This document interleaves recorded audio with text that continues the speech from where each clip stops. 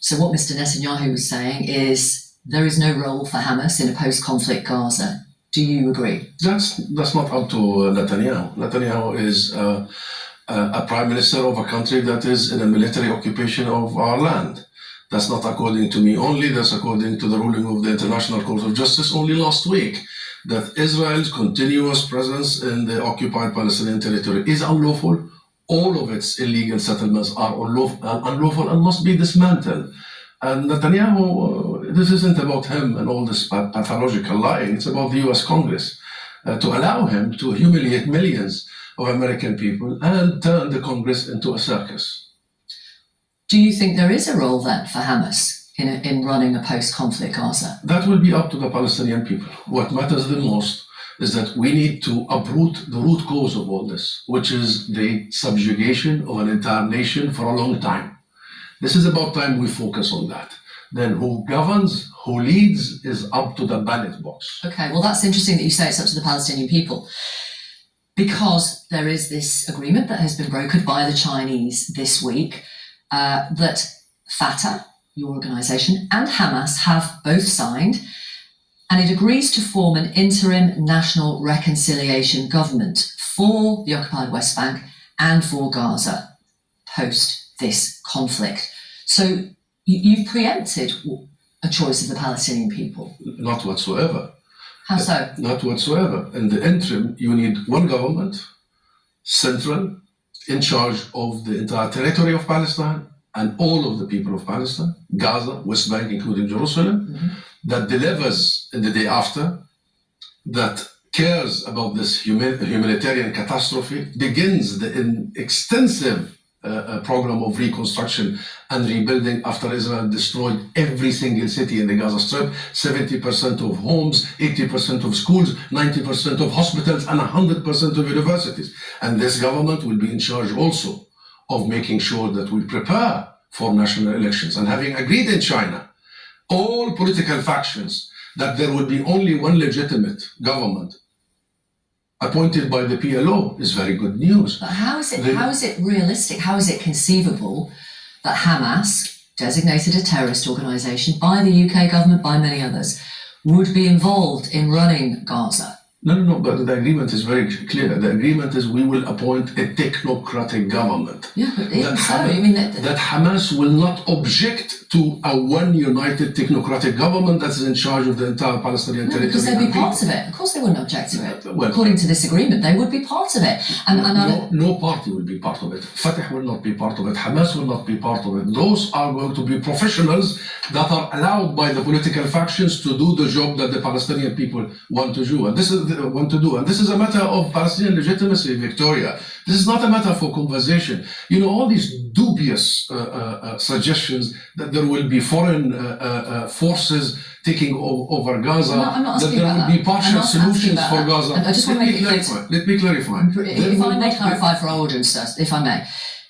The agreement that was reached this week was a declaration brokered by the Chinese that brought Hamas and Fatah and many other Palestinian groups together. They agreed to form an interim national reconciliation government for the West Bank and for Gaza.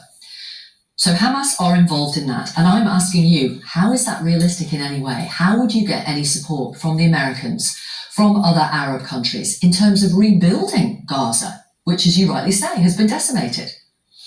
Well, number one, we have a legitimate system, political system. It's the Palestine Liberation Organization, the PLO. It's the umbrella that represents all Palestinians. Yes. And not one Palestinian challenges the legitimacy of that organization, which I represent here in London and I used to represent in Washington. But do answer the point. This is the global. So the PLO is in charge of representing the Palestinian people and of forming a government that is in charge of the entire territory. There is already a government that was formed only 2 months ago.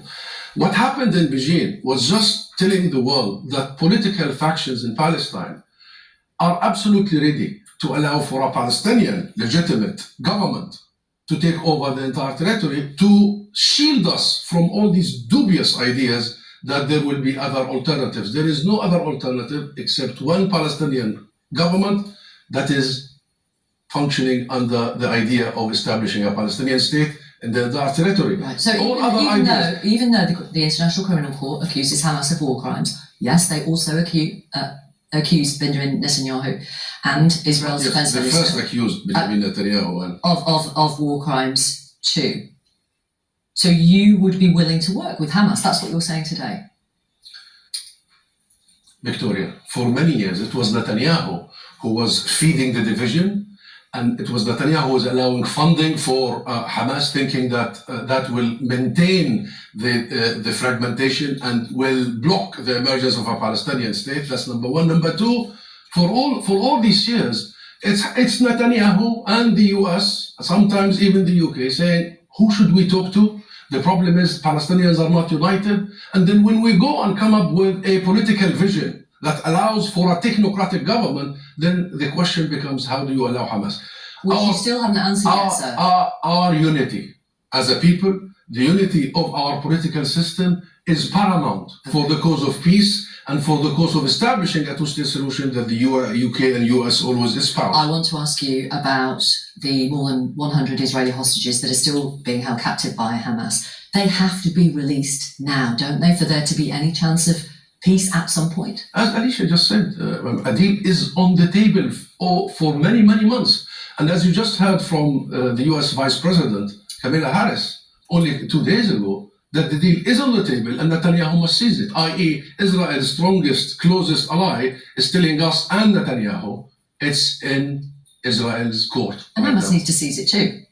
I think according to the mediators, now Israel must decide, because the deal has been offered to Israel, whereby the first phase will release all the civilian hostages, there will be exchange. And remember, Victoria, and we need to remember, we have hostages. Israel took more than 4,400 only from the West Bank since the 7th of October, without charge, without trial. The situation in Israeli prisons for Palestinians is simply unimaginable. The torture, the murder, the starvation of the prisoners, of the hostages. They should not be called prisoners, of the hostages. So there will be a deal. I think we are prepared for that. But the one thing that's stopping us is Netanyahu's personal calculation. He knows once a deal is done, he's done. And this whole idea that we are after not Hamas, but the Palestinian people. That's why they are after the shelter houses, UN. They are no longer bombing cities because they run out of targets. They're bombing people hiding in shelters. It's about the Palestinian people and the extermination of the Palestinian people. Thank you very much for talking to our audience this morning.